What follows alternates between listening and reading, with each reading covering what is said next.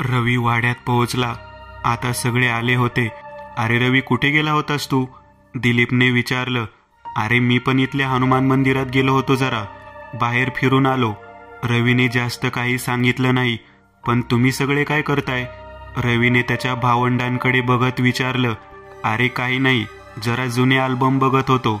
तू पण ये ना, बघ, तुझ्या आईचे लहानपणचे फोटो आहेत त्याच्यात. सुधाकर म्हणाला. रवीचं त्याच्या आईवर खूप प्रेम होतं, त्यामुळे तिच्या लहानपणीचे फोटो त्यांनी कधी स्वतः पाहिले नव्हते. ते बघायचे म्हणून तो सुधाकरच्या बाजूला बसला. सुधाकरने त्याला एक अल्बम दिला. रवी त्यातले जुने फोटो बघू लागला. अगदी त्याच्या आईच्या लहानपणापासून ते ती कॉलेजमध्ये जाईपर्यंतचे सगळे फोटो त्यात होते. तिचे ते फोटो बघून तो भावनिक झाला होता. त्याला आईची खूपच आठवण येऊ लागली होती. ऐक ना, मी हा अल्बम वर घेऊन जाऊ? मी माझ्या कॅमेऱ्यात या फोटोचे फोटो घेतो आणि तिकडे गेल्यावर डेव्हलप करून मी घरात ठेवीन. तेवढीच आईची एक आठवण माझ्या सोबत राहील. रवी म्हणाला. अरे हे काय विचारणं झालं? मी तर म्हणतो हे दोन्ही अल्बम घेऊन जा. तुला जे हवे ते फोटो घे त्यातले. सुधाकर म्हणाला. रवी दोन्ही अल्बम स्वतःच्या खोलीत आला. अल्बम मधले आईचे सिलेक्टेड फोटो तो बाहेर काढायचा आणि त्या फोटोची छायाचित्र स्वतःच्या महागड्या कॅमेऱ्यात कैद करायचा. असं करता करता त्याची नजर एका ग्रुप फोटोवर येऊन स्थिरावली. त्या ग्रुप फोटोमध्ये कोणतीही महिला नव्हती, पण फक्त 4 पुरुष मंडळीच त्या फोटोत दिसत होते. तेवढ्यात सुधाकर रूम मध्ये आला. काय रे, झाले का फोटो चूज करून? सुधाकरने विचारलं. दादा, या फोटो ते सगळे कोण आहेत? यातल्या फक्त विनोदला मी ओळखतो, बाकी तिघे कोण? रवीने विचारलं.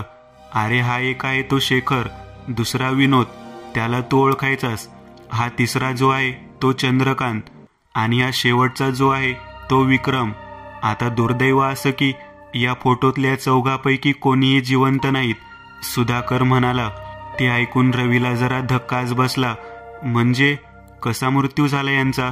रवीने विचारलं. हे चौघे इथंच राहायचे. 1997 साली विक्रम शेतात काम करत असताना त्याला साप चावला, त्यात तो गेला. 2006 मध्ये शेखरनं गळफास लावून आत्महत्या केली मागच्या जंगलात. 2015 मध्ये विनोदचा मृत्यू झाला.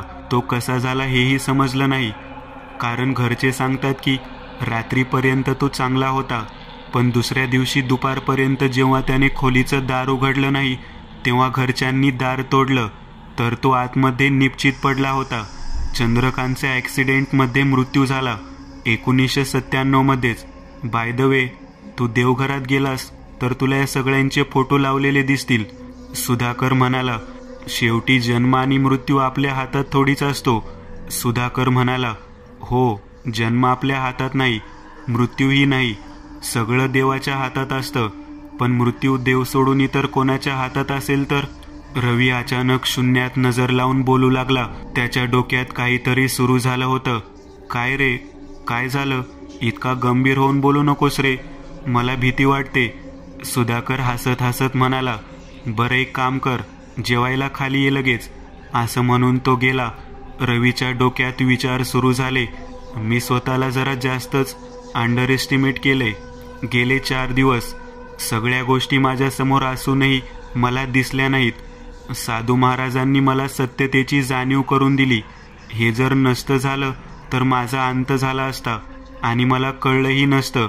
हे रहस्य आत्ताच नाहीये, 1997 पासून याची सुरुवात झालेली दिसत आहे, किंवा कदाचित त्याही आधीपासून. रवी उठून खाली आला आणि सहज म्हणून देवघरात गेला. तिथं या चौघाचेच नाही तर इतरही बऱ्याच हयात नसलेल्या नातेवाईकांचे फोटो दिसत होते. रवीने एक एक फोटो ओळीने बघायला सुरुवात केली आणि त्याच्या तल्लख बुद्धीच्या ध्यानात काही गोष्टी लगेच त्याच्या लक्षात येऊ लागल्या. विक्रम आणि चंद्रकांत 18 वर्षाचे होते, शेखर 27 आणि विनोद 36चा. प्रत्येकाच्या वयाची टोटल 9 होतं. आणि दुसरं म्हणजे चौघांनाही हिअर लॉसचा प्रॉब्लेम होता. हे फोटो बघूनच कळतंय. विनोद आणि शेखरला तर टक्कल पडायला लागलं होतं, हे तर फोटो बघून दिसतंय. बाकी दोघांचेही केस कमी झालेले दिसत आहेत. आणखी एक गोष्ट, विक्रम आणि चंद्रकांतचा मृत्यू त्यांच्या वाढदिवशीच झाला, तर शेखर आणि विनोदचा मृत्यू त्यांच्या वाढदिवसाच्या 48 तासात झाला. हा योगायोग असणं शक्य नाही. विनोद याच वाड्यात राहायचा, म्हणजे त्याची जन्मकुंडली मला त्याच्या खोलीत कदाचित मिळाली तर अजून गोष्टी क्लिअर होतील. रवीने आता बऱ्यापैकी लिंक लावलेली होती. रात्रीचं जेवण वगैरे झालं. विनोदची खोली कोणती हे त्याला माहीत होतं, आणि मुख्य म्हणजे विनोदची खोली त्याच्या खोलीच्या मजल्यावरच होती. सगळे झोपले की विनोदच्या खोलीत जायचं आणि तिथं मिळाली तर त्याची जन्मपत्रिका शोधायची, हे एवढंच त्याच्या डोक्यात होतं. रात्री 12 वाजता आता सगळीकडे सामसूम झालं होतं आणि समोरच दिसणाऱ्या विनोदच्या खोलीकडे चालू लागला. इतका वेळ तो आतापर्यंत मिळालेली माहिती एका कागदावर लिहून घेत होता, कारण उद्या त्याला त्या साधूने पुन्हा एकदा मंदिरात बोलावलं होतं आणि ही माहिती साधूच्या नक्कीच कामी येणार होती असं रवीला वाटलं. पण एक गोष्ट मात्र होती, रात्री जेवण झाल्यानंतर रवीला उगाचच खूपच नकारात्मक वाटत होतं. एक विचित्र अशी उदासीनता त्याच्या मनाला घेरून होती. तो आता विनोदच्या खोलीजवळ आला. दरवाजाजवळ येऊन तो उभा राहिला आणि दरवाजावर त्याच्या सावली व्यतिरिक्त अजून एक सावली त्याला मागून पडलेली दिसू लागली. त्याचे हातपाय गार पडले. त्यांनी मागे वळून पाहिलं, पण मागे कोणीच नव्हतं. आता दरवाजावरती सावली दिसत नव्हती. तो देवाचं नाव घेत कडी उघडून आत शिरला. खोलीची नियमितपणे साफसफाई होत होती, त्यामुळे तिथे धूळ किंवा जाळ्या जळमट फार दिसत नव्हती. खोलीत एक लाकडी पलंग, एक टेबल लॅम्प, बाजूला काही पुस्तक असं सामान दिसत होतं आणि कोपऱ्यात एक लोखंडी ट्रंक त्याला दिसली. खोलीत एक लाकडी कपाट होतं. त्याने आधी कपाट उघडलं. कपाटात फार काही नव्हतं, फक्त कपडे आणि विनोदच्या शैक्षणिक रेकॉर्ड व्यतिरिक्त त्याला शाळेत मिळालेली बक्षीस होती. तो खूप हुशार होता हे यावरून कळत होतं. तसं रवीचं आणि विनोदचं आजवर एकदाच बोलणं झालं होतं, ते सुद्धा तेव्हा जेव्हा रवीचे आई बाबा वारलेले. त्यानंतर आणि मग लगेच पुढच्या 6 महिन्यात विनोद गेला होता. रवीने कपाट बंद केलं आणि आता तो त्या लोखंडी ट्रंक जवळ आला. त्याने ट्रंक उघडली. त्यात काही कपडे होते. रवीने ते कपडे बाजूला केले आणि त्याला जे हवं होतं ते ट्रंकच्या अगदी तळाला त्याला सापडलं. विनोदची जन्मकुंडली. रवी विनोदची जन्मकुंडली खिशात घालून खोलीतून बाहेर आला. खोलीचं दार बंद करता करता त्याची ओझरती नजर खोलीच्या छताकडे गेली आणि त्याच्या काळजात धस झालं. खोलीच्या छतावर तेच वटवाघूळ त्याला उलटं लटकलेलं दिसत होतं. त्याने पटकन खोलीचं दार बंद करून घेतलं. थरथरत तो स्वतःच्या रूममध्ये आला. विनोदची जन्मपत्रिका उघडून तो आता ती बघू लागला. याची जन्मवेळ रात्रीचे 12:48, नक्षत्र पुनर्वसू, नाडी मध्य, जन्मतारीख 24 जून 1988 आणि मगाशी फोटोवर लिहिलेली मृत्यूची तारीख 26 जून 2015. बाकी तिघांच्या जन्माची तारीख फोटोवर बघितली होती 6/15/24. त्यांच्याही जन्मतारखेची टोटल 6. आता त्याने स्वतःची जन्मकुंडली मोबाईलमध्ये ओपन केली आणि एक भयानक असा योगायोग त्याच्यात आणि विनोदमध्ये असल्याचं त्याच्या लक्षात आलं. विनोद आणि त्याची जन्मवेळ अगदी एकच होती, रात्री 12:48. दोघांचं नक्षत्र आणि नाडी एकच होती, पुनर्वसू, आणि मध्य आणि राशी एकच, मिथुन. 1+2+4+8 15, 1+5 6, परत 6. आता या हिशोबाने चंद्रकांत, विक्रम आणि शेखर कुंडलीचा अंदाज लावला. जर माझी आणि विनोदची रास एक होती ती म्हणजे मिथुन, आणि आम्ही दोघं वयाच्या 30 ते 40 या रेंजमध्ये होतो. 12 राशींमध्ये मिथुन ही तिसरी रास. मग याच हिशोबाने शेखर, जो की वयाच्या 20 ते 30 या रेंजमध्ये होता, तिची रास नक्कीच सिंह असेल. विक्रम आणि चंद्रकांतची रास मेष असणार, कारण ते वयाच्या 10 ते 20 या रेंजमध्ये होते. पण म्हणजे आता विनोद जसा मेला तसा माझाही मृत्यू होईल का काय? रवीच्या मनात भय आता काठोकाठ भरलं होतं. बाकी काही असो, पण या सगळ्या मृत्यूंचा आणि त्या माईचा नक्कीच काहीतरी संबंध आहे. मी ऐकलं होतं की विनोदच्या मृत्यूच्या काही दिवस आधी म्हातारीने असंच अंथरूण धरलं होतं. त्यावेळी मला सुधाकरनी सांगितलं होतं की म्हातारी काय आता जगत नाही, पण विनोदचा मृत्यू झाला आणि त्याच दिवशी म्हातारी परत उठून बसली. आता 7 वर्षानंतर ती पुन्हा एकदा अंथरुणाला खिळली आहे आणि यावेळी बहुतेक माझ्या मृत्यूनेच तिला परत जीवदान मिळणार. पण विनोदच्या मृत्यूच्या वेळी जे झालं तो योगायोगी असू शकतो. म्हातारीवर डायरेक्ट आरोप करता येणार नाही. त्यासाठी माझ्याकडे सॉलिड प्रूफ असणे गरजेचे आहे. इतक्यात त्याचा फोन वाजला. फोन त्याच्या बॉसचा म्हणजे राकेशचा होता. हॅलो रवी, अरे लॉग इन करून ये ना, मीटिंग प्रिपॉन्ड झाली, असं म्हणून राकेशने फोन ठेवला. रवींद्र लॅपटॉप काढून सुरू करत लॉग इन केलं आणि त्यांची व्हिडिओ कॉन्फरन्स सुरू झाली. जवळपास पाऊण तास चाललेली ती व्हिडिओ कॉन्फरन्सिंग संपत आली. क्लायंट लॉग आउट झाला, पण राकेश आणि रवी दोघेही एकमेकांशी बोलत होते.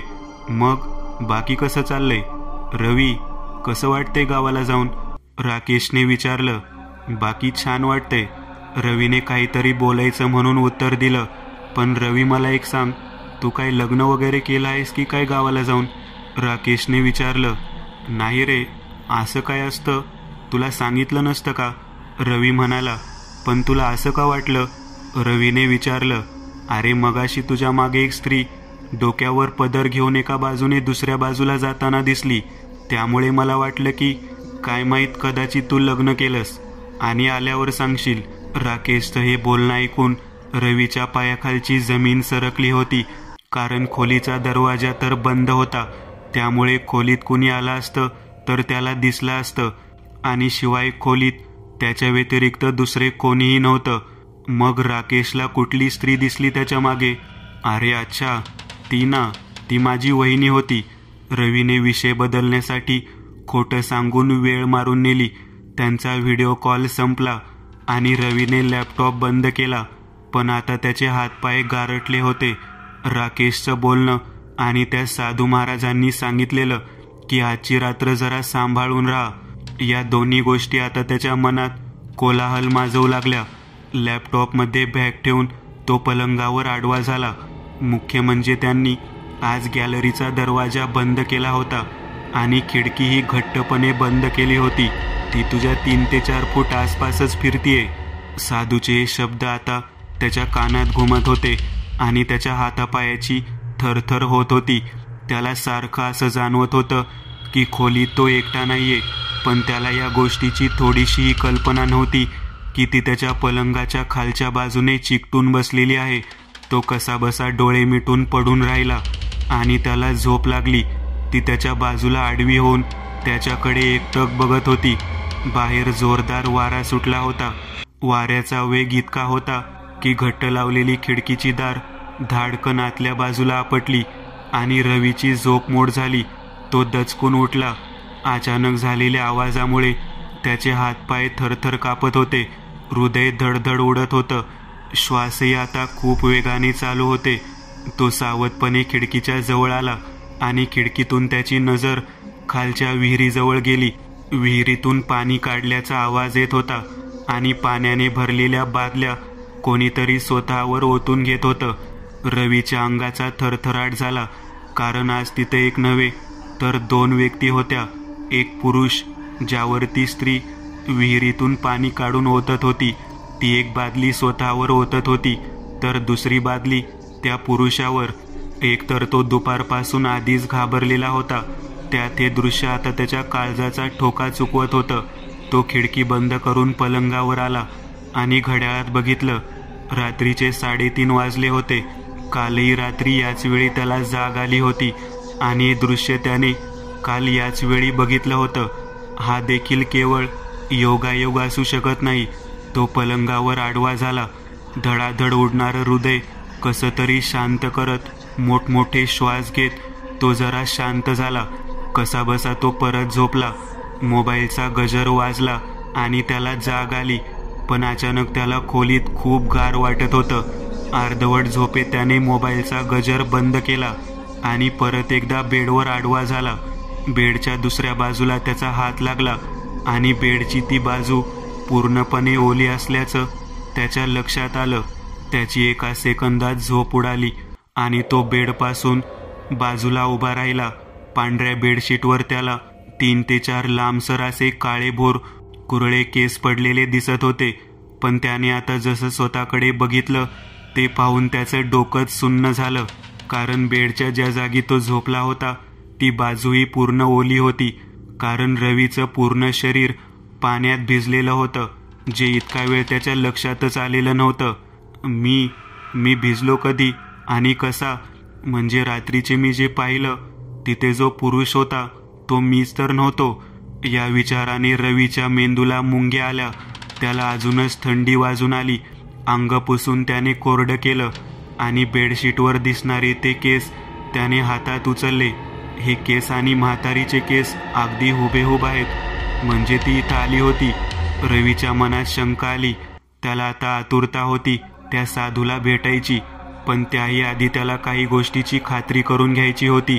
तो आवरून आता म्हातारीच्या खोलीशी आला. आतमध्ये डोकावून त्याने पाहिलं. रखमा तिथे बसून पेपर वाचत होती, पण म्हातारीची नजर आपोआप दाराकडे वळत होती. जणू काही तिला आधीच आभास झाला होता की रवी खोलीच्या आसपास कुठेतरी आहे. रवी खोलीत आला. अरे मालक, तुम्ही या ना, बसा. रखमाने उठून खुर्ची दिली. नाही काकू, बसा तुम्ही. एक काम करा, तुम्ही जरा चहा वगैरे घेऊन या खालून, मी बसतो इथं. अहो नको मालक, माझा झालाय चहा, रखमा म्हणाली. बरं मग माझ्यासाठी घेऊन या जावा. रवीने आता आवाज चढवला. ती बिचारी बिचकली. बरं आणते, असं म्हणत ती तिथून निघून गेली. म्हातारी आता रवीकडे बघत होती. तिची ती नजर त्याला टोचत होती. म्हणून तो तिच्याकडे न बघता सरळ तिच्या बेडसमोर असलेल्या कपाटाजवळ आला. तिथं तिचे कपडे, साड्या, दागिने या वस्तू होत्या. पण कोपऱ्यात एक फाईल होती ज्यात तिची औषधांची लिस्ट, डॉक्टरचे काही रिपोर्ट होते. त्याने ती फाईल हातात घेतली आणि तो त्याची पानं चाळू लागला. त्यात त्याला हॉस्पिटलची काही बिल देखील सापडली. 21 जून 2015 ते 27 जून 2015 या काळात ती ॲडमिट होती. ICU मध्ये होती. 28 जून 2015ला तिला डिस्चार्ज मिळाला होता. म्हणजे एक्झॅक्टली विनोदच्या मृत्यूच्या दुसऱ्या दिवशी. आता तो अजून मागे मागे जाऊन बघू लागला. 27 एप्रिल 2006 ते 7 मे 2006 शेखरच्या मृत्यूच्या दुसऱ्या दिवशी ती नीट झाली आणि तिला सोडलं. तसेच 1997 मध्ये असंच योगायोग 2 वेळा झालेला. विक्रम आणि चंद्रकांतच्या मृत्यूच्या आधी ती ॲडमिट झाली आणि मग त्यानंतर तिला घरी सोडलं. त्याने ते सगळे पेपरचे मोबाईलमध्ये फोटो काढून घेतले आणि तो मागे वळाला. त्याच्या मणक्यातून भीतीची थंड लहर त्याच्या मेंदूवर जाऊन आदळली. कपाळावर घाम साचून आला. म्हातारी आता पलंगा शेजारी असलेल्या उंच लाकडी कपाटाच्या वर बसून एकटक रवीकडे बघत होती. तिचे हात थरथर कापत होते आणि तिच्या चेहऱ्यावर एक विकृत स्मितहास्य उमटलं होतं. तिने तिचे कुरळे घनदाट केस मोकळे सोडले आणि ती स्वतःची मान जोरजोरात फिरवू लागली. रवी सुन्न झाला. रवीला आता काहीच सुधरत नव्हतं. त्याच्या डोळ्यासमोर अंधारी आली आणि तो खालीच कोसळला.